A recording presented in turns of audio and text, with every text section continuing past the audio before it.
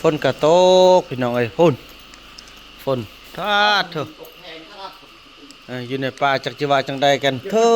เปียกหมดแหละบ่เหลือลุงจะเห็นเห็นหมด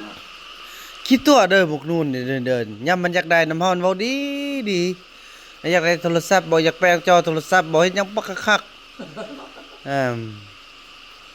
พัดนั่นโอ้มันคือพ่อมันเด้อพ่อก็ เดือนหนึ่งสองเดือนจะออกมาแล้วมันได้ตุ๊กจะมาเวลาตุ๊กบอกมาน่าก็มาบ่มาก็อย่าได้เท่าใดก็เอานะพอบ่ไหวดอกมาก็มานอนละลาซื่อคันมาแล้วพาเฮ็ดอยู่เฮ็ดกินก็แค่นได้หาอยู่หากินได้มาของกินหมดกะเอาเงินไปซื้อมื้อนึงกินเหล้ามื้อนึงกินเบียร์แหละมันนั่นเอลี่เอาเงินให้เนาะระหว่างมาทำซื้ออันกินทำกินป้าปลานิ่นคอยซื้อ2 ลูกอ่ะเองไปโดนมืดมาก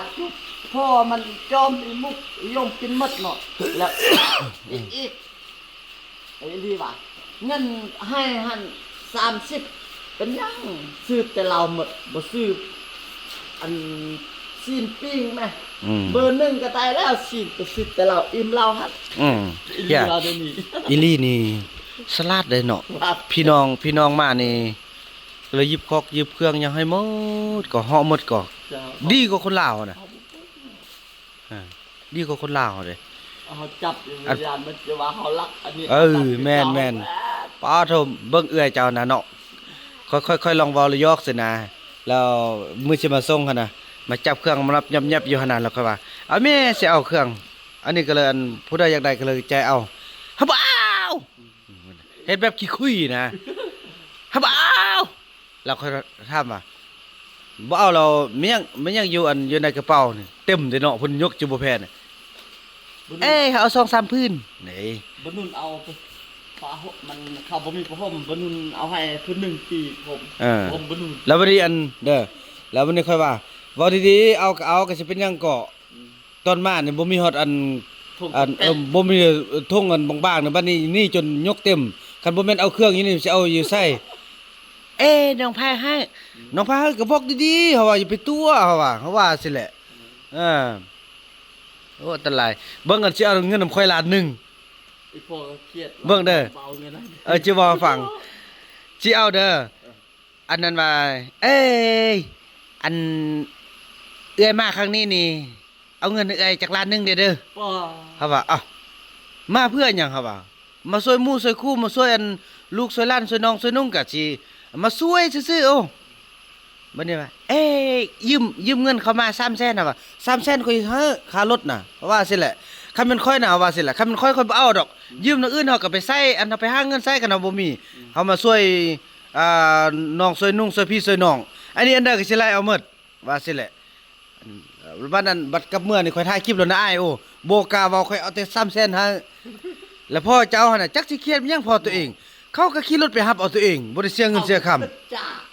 คือเที่ยวลาน2ลาน3ส่งเที่ยวมันตกทั้งเขาก็ไปเอาน้ำตู้เอาเทื่อละล้านไปแล้ววันนี้คันว่าคิดว่าดองกับดองลูกชายตัวเองเนาะก็จักสิมีหยังเอาแท้เอาว่าคันย่าแล้วเด้อตอนนั้นแล้วบ่ทันคิดหยังเด้อบ่ทันมันกังต่อขยันเฮาหมดแล้วเวียกเขาน่ะอันนั้นก็สิไล่เอาเงินหมดคือพี่ลึกพี่โลเนาะมันบัดนี้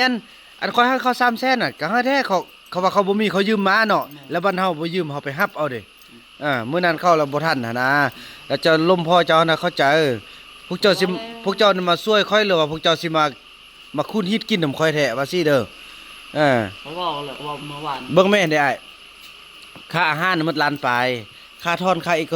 สารนั่นถึก2ล้านถึกอยู่3ล้าน5แล้วบัดนี้ค่าเบี้ยอีกค่าหมด3ล้านปลายนี่6-7ล้านกว่าโอ้ยแล้วบ่ไล่อันยักอันย่อยได้นี่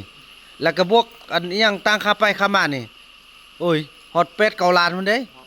เฮ้ยนั่นโอ้แล้วบัดนี้อันใดก็สิเอาเงินนำเฮาก็บ่ไหว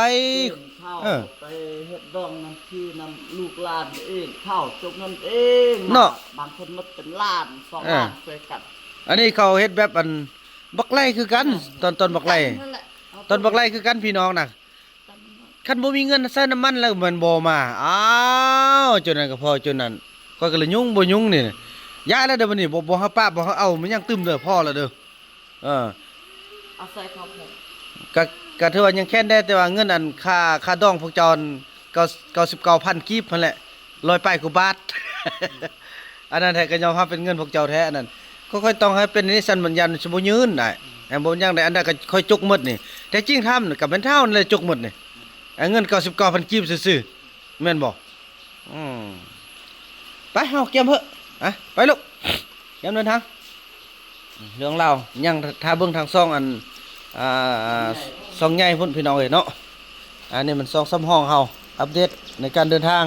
ลูกจอมกะโอ้ดีใจเด้อลูกเด้อเยอะขอให้ได้เสื้อแมรี่อยู่นำบ้านนำพ่อเด้ออยู่ป่าทุกเดือนนี่น่ะเบิ่งเมื่อวานนี่ยุ่งทักกัดบักไล่ค่อยน่ะคันยกๆเบิ่งแล้วมันหักหมดไปเก็บลูกโอ้นไปแน่ไปเลยมัดผมก่อนนะไปพากันขึ้นรถท่าเลยน้องนกไปเกมขึ้นรถท่าไอ้โอ้นไอ้บุญมีฮะนะเอ้ยเปื่อนมันละไปลูกว่าหย่อมห่วงตัดผมพี่น้องเอ้ยตัดบ่ตัดแท้ๆดีใจที่ไอ้เฟืองเราเข้าใจพี่น้องเอ้ยเนาะเราเข้าใจบาบุญนำ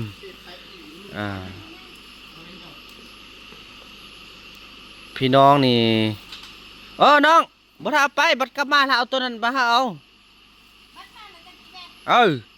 ไปนี่บ่แว่แล้วฟ้าว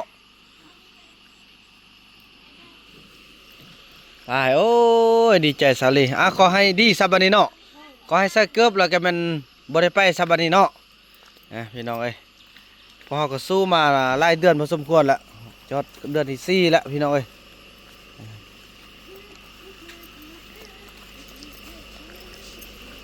ไปแกมขึ้นรถ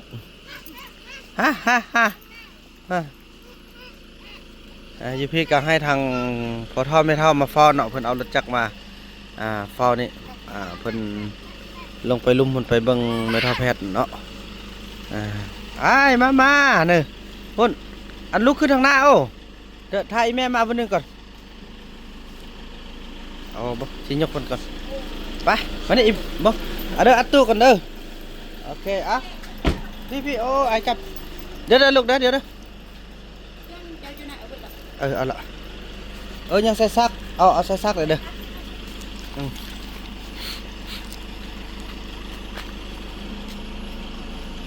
ภาพบรรยากาศพี่น้องเอ้ยฝนตกค่อยไปค่อยมาตลอดปลอดภัยเด้อจิแล้วพี่น้องเอ้ยอันซาสบู่เหาะมาแล้วเนอะโอเคเห็นละไปพาลูกขึ้นมานี่พี่น้องเอ้ยเนาะเดินทางกันมื้อนี้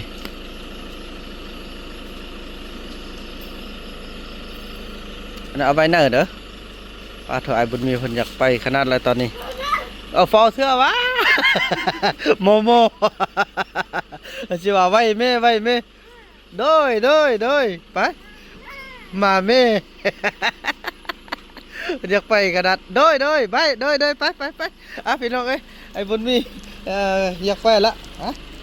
เดี๋ยวสั้นนะพี่น้องนะเดินทางกันพี่น้องเอ้ยคลิปนี้บ่าวมันจะขออนุญาตจบคลิปกันสำนี้ก่อนพี่น้องแล้วก็ว่ากันใหม่ในคลิปต่อไปเด้อพี่น้องไอ้เรื่องราวทุกสิ่งทุกอย่างก็รอเบิ่งเป็นจังหวะอยู่ทางซ่องใหญ่เฮาเนาะซ่องลักเฮาซ่อง BN ซ่องลาวพี่น้องเอ้ยซ่องนี้ก็เป็นซ่องที่ว่าอัปเดตการเคลื่อนไหวปัจจุบันเลยเนาะถือว่าอีหลักอีเหลือขนาดพี่น้องเอ้ยคลิปนี้บ่าวมันขออนุญาตกล่าวคำว่าสบายดี